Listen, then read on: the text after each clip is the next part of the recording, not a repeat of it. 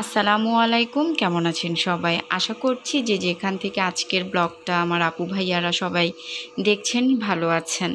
আলহামদুলিল্লাহ আমি আমার পরিবার আমরাও সবাই ভালো আছি। এই রেকর্ড শ্যুটটা হচ্ছে গতকালকের মঙ্গলবারের। আমার বাসায় যাওয়ার জন্য সন্ধ্যার আগে বের হব, তাই একটু রেডি হয়ে নিলাম। একটি কটনের ড্রেস নামিয়ে নিলাম, ছোট বাচ্চাকেও একটি কটনের ড্রেস পরাবো। এই ড্রেসটা আমারই জামার কাপড় থেকেই ওকে বানিয়ে দেওয়া হয়েছে। তো মেয়ে ছোটো মেয়ের সাথে আমার এখন ম্যাক্সিমাম ড্রেস দেখা যায় ম্যাচিং হয়ে যায়। ওই যে মানে কাপড় সাইডের কাপড় থাকে ওটা দিয়ে ওকেও মেক করে দেওয়া হয়।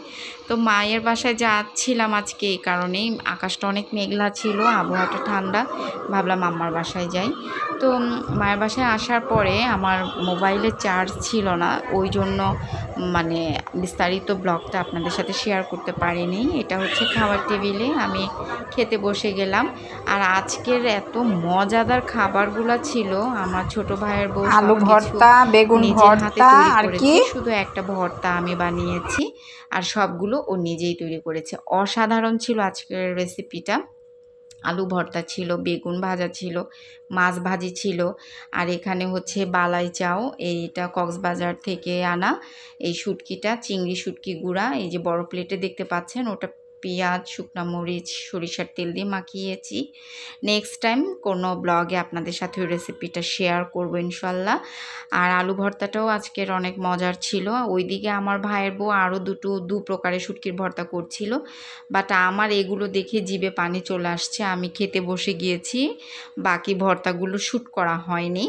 তো আলহামদুলিল্লাহ আমার ছোট ভাইয়ের বউ খুব মজার মজার রেসিপি করতে পারে এখন, খুবই অল্প সময়ের মধ্যে চটজলদি রেসিপিগুলো বানিয়ে ফেলেছে। ও এখন ডে বাই ডে আমাদের মতো চালু হয়ে যাচ্ছে, রান্না বান্নায় পারদর্শী। আর আমরা তো বাঙালি পেট ভোজন, তো আমাদের খাবার দাবার করে দিলে আমরা খুব খুশি হয়ে যাই, তাই না? মজা করলাম। তো এই তো খেয়ে নিচ্ছিলাম।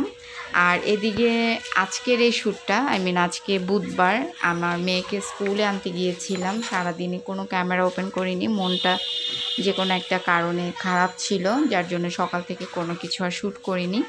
তো মেয়ের স্কুলে মেয়েকে নিতে চলে আসছি, আর এসে চারপাশটা এত ভালো লাগছিল। আজকের বিকেলের আবহাওয়াটাও ছিল একদম স্নিগ্ধ। আমার মেয়ের আবার স্কুল ছুটি হয় 4:45। তো বিকেলই বলা যায়, সূর্যটাও ডুবতে চললো, আর এত সুন্দর ঠান্ডা বাতাস কি বলবো।